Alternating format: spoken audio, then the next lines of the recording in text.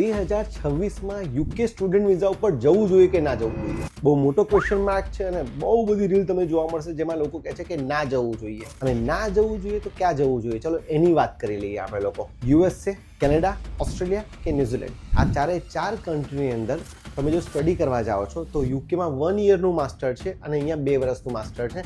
એ તમારી કોસ્ટિંગ યુકેમાં આવશે જે છે 15 થી 20 લાખ રૂપિયા આવશે, જ્યારે આ 4 કન્ટ્રીમાં મિનિમમ 40 લાખથી લઈને 60 લાખ રૂપિયા આવી રહી છે. જો તમે લોકો આ 4 કન્ટ્રીમાં જાઓ છો તો એનો વિઝા રેશિયો પણ થોડો ઉપર નીચે છે, બધાનો 100% નથી, ત્યારે યુકેનો ઓલમોસ્ટ 100% વિઝા રેશિયો છે. યુકેમાં સ્ટડી પછી ગેરેન્ટેડ 100% તમને 1.5 વર્ષની અથવા 2 વર્ષની વર્ક પરમિટ મળી રહી છે, જ્યારે આ બધી કન્ટ્રીમાં વર્ક પરમિટ છે એ 1 વર્ષ, 2 વર્ષ, 3 વર્ષ આવી રીતે અલગ અલગ છે અને બધાના રૂલ્સ ગમે ત્યારે ઉપર નીચે પણ થઈ શકે. હું નથી કહેતો કે આ 4 કન્ટ્રી ના જવાય, પણ જો તમારા ફાઇનાન્શિયલ ડોક્યુમેન્ટ સ્ટ્રોંગ છે, તમે જો આટલા રૂપિયા સ્પેન્ડ કરી શકો એમ છો, તમારા 6.5 ઓર 6 બેન્ડ છે IELTS-માં અને તમને લાગે છે કે આ કન્ટ્રીમાંથી તમે વધારે કંઈક અર્ન કરી શકશો તો આ બધી કન્ટ્રી જવાય. પણ જો આ વસ્તુ તમારી પાસે નથી અને તમારે ઓછા ખર્ચમાં માસ્ટર્સ કરવા માટે, ભણવા માટે અને ત્યાંનો એક્સપિરિયન્સ લેવા માટે, એક્સપોઝર લેવા માટે જો તમારે અબ્રોડ જવું છે તો UK 2026માં 100% જવાય. મને ખબર છે ઘણા બધા ઇન્સ્ટાગ્રામમાં લખશે કે હજી આ લોકો સેલ કરી રહ્યા છે, આમનું કમિશન છે,